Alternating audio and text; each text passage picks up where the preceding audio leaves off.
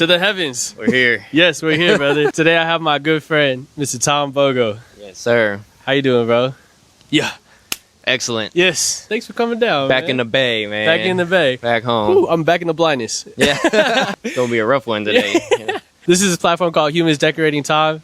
It's a platform where I make music with all my talented homies, but I also interview some of my favorite humans. And Mr. Bogo, some of my favorite humans, man. How's your day going, bro? Day's going good. We just made a bop. Made a blap. And bro's about to get straight to it. About to like DJing right after this anyways. Yes, sir. Shout out Favela. Shout out Goat. About to do the rare DJ set. Yeah. Man, so you got that bag on you. Show the bag, bro. I got the bag on me, the Journey bag. Ooh. Know what it is, man. You got that thing on AKA it, the Kaylani bag. the Kaylani bag. Well, shit. First question, man. How did it feel getting that collaboration with Kaylani? Man, it was awesome, but Yeah, also like nice. definitely like a long overdue thing. Like we had talked about doing things here and there for like a minute, like years on end, I Man. feel like. And then also I feel like there was like times where it was like we're around people so much and we've all known each other for so long Yeah. that sometimes things just feel like casual. Yeah. And so like when her album was coming out, I had to remind myself, I'm like, this is gonna be like a huge deal. yeah, this is Like huge. this is huge. Yeah. And it's like an honor to be a part of something like that, or just like, you know, just to like contribute in the smallest way towards that energy that was like Yeah. her album, which is like my favorite album of hers, and like an so amazing album, like a Grammy Facts. award winning album, basically. Facts, you know, bro.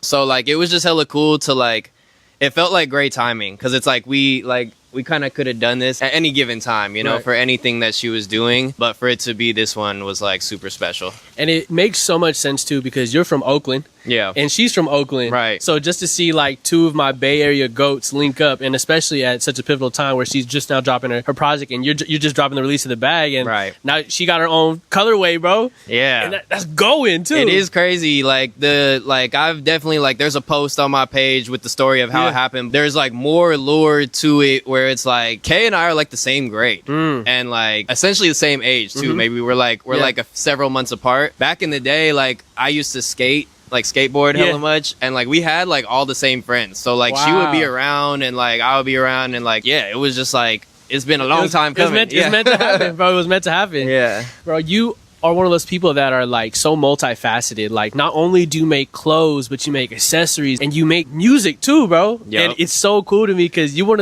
of the very sparingly homies I know that like not only make fire ass clothes, but fire ass music too.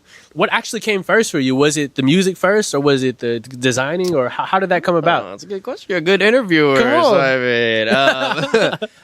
It was like a little bit of both, I would say, Yeah. because I think like my parents are also in the arts, so like I was kind of like around that from an early age. But then Nice. in terms of like what I was doing, in terms of like tangible things, like the music actually kind of came first because I played saxophone. What? Did you not play know saxophone? this? You didn't know this? I never knew that. Oh shit, That's bro! crazy. I played saxophone for 9 years. Whoa, whoa, that's crazy, Lord. From 3rd grade to 12th grade. Wow. Yeah, and I was like I played at like Yoshi's and shit with Bro, like what? yeah. Yo. Yeah, like that's like where my like music intuition comes from. It's like Wow. I played saxophone for hella years. I played with like, well, I don't know if this is good crossover, Yeah. but shout out Tunde. Yeah. The homie Tunde, he also like his mom would like get us gigs at like the library, and we would like get paid over the weekend to like play Wow. live at the library. Like he played trumpet, I played sax. I think there was like a guitar player and a drummer as well. Anthony that plays with Elu. Yeah, that boy Shogo. Yeah. Exactly. Yeah. We were all in jazz band together. Wow. Like he can fact check this. Yeah.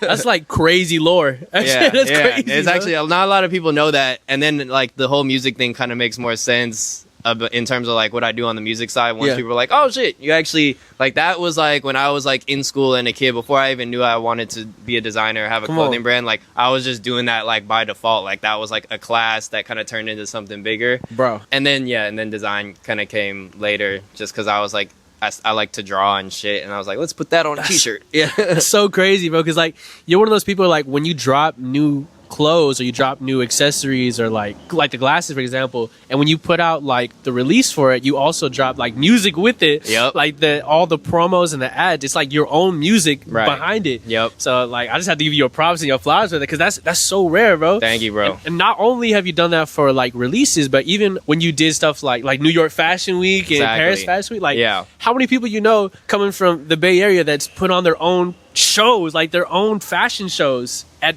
New York Fashion Week? Right. Bro, so first off, I gotta say extra thank you because bro, I got to be a part of New York Fashion Week. Yes, roll the clip. Bro, roll the clip. Roll the clip. Bro, how was that putting that together? Like just your experience being a part of making your own runway and making a fashion show like that. Yeah, that one in particular was like hella fun because like if you remember, and I roll the clip again. Roll the clip. There's like that runway wasn't just a runway. It was like there was a skit at the end, and it was like for those who haven't seen it, we did the show at LaGuardia High School in New York, which is where like Timothy Chalamet and Nicki Minaj and people like that went. Crazy. For context, but then the show itself also had like Tizo before Tizo was like super big and whatnot, and like Channel Trace and Joyce and Hokage Simon and Joyce Rice, etc. Like it was like a star-studded, bro, it was up and coming cast. It was a crazy lineup. Yeah, it's a crazy lineup. I want to say like I definitely felt very honored because like me personally, I've never been a part of like a runway before, right? Yeah. So like the whole point of like everybody has like the specific fit that they had to get put on, Right. and I'm looking across like this room and it's like Tizo Touchdown and Joyce Rice and Seji and Ilu and all that. I'm like, this is nuts. And then the actual moment of like walking down the runway. So when we did the walk, like all of us had to walk down these stairs, bro. That's right, yeah. And I remember thinking to myself, like, bro, there's a lot of people. Don't fall right now.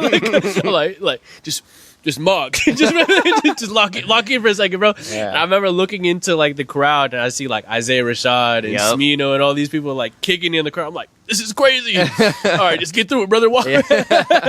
No, you killed it, bro. You Man, killed it. You actually had killed it, like bro. you had like one of the harder roles because I think like not only did you walk, you also then select people were tasked with riding the Segways. Yeah. Segway sponsored that show. Oh, yeah, So you I also forgot had to ride a Segway. And then you also played piano. So you actually probably had the hardest job. Or actually, Junebug also had a very hard job because he had to memorize a lot of lines. But like Bruh. y'all had like the hardest jobs, I think, of like the models.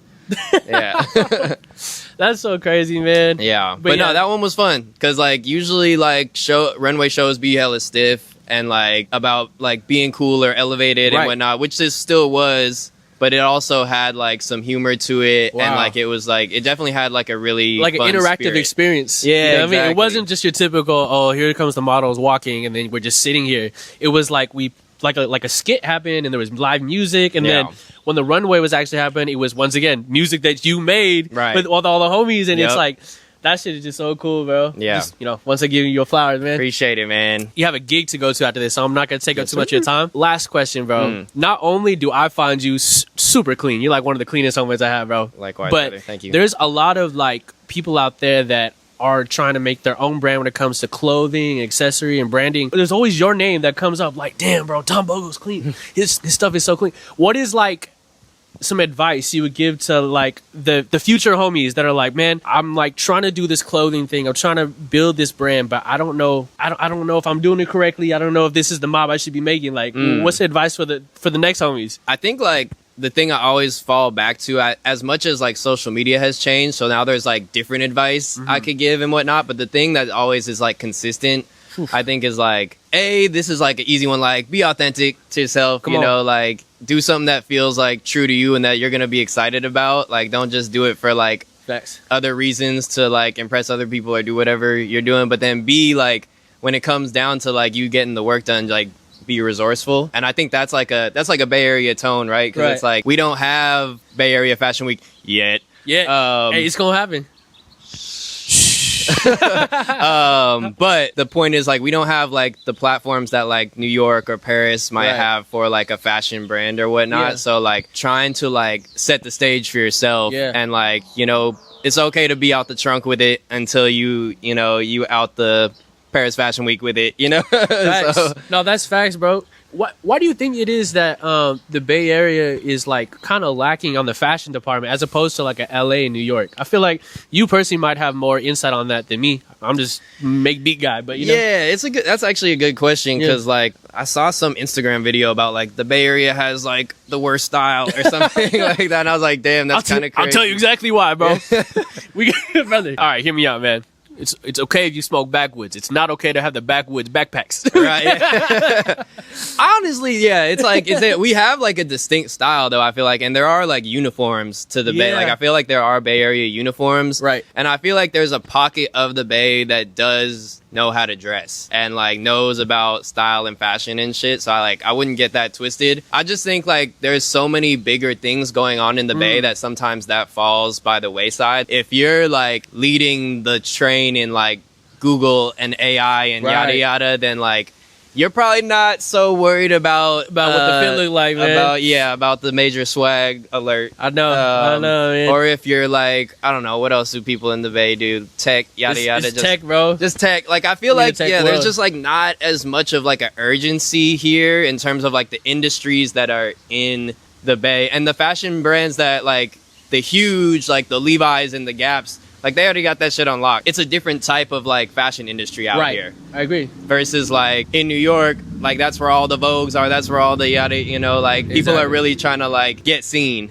Versus Yeah. out here, I feel like there's less urgency to be seen as like a fashion person. Like, oh, check my fit out today type of thing. Right. And maybe it's the thing where like there's a lot of musicians or producers, they think that they have to go to like the LA to make this thing work. Maybe it's the same thing with like fashion designers. They feel like, oh, I have to leave the turf because it's not really taken to a serious account out here. But I don't know about you. This is my own personal opinion. I feel like if it's clean, it's gonna be fire regardless of where it's at. Yeah. It doesn't matter if you make this shit in the Bay Area or in LA or if you're in like Kansas. Like if you make good product, if you make something that's clean, your people are gonna find you every time. You know what I mean? I agree with that. So- I agree with that. Yeah, man. Well, That's the word. from Mr. Clean Homie himself, My brother. this is Humans Decorating Tom, and this is TomBogo. Yeah.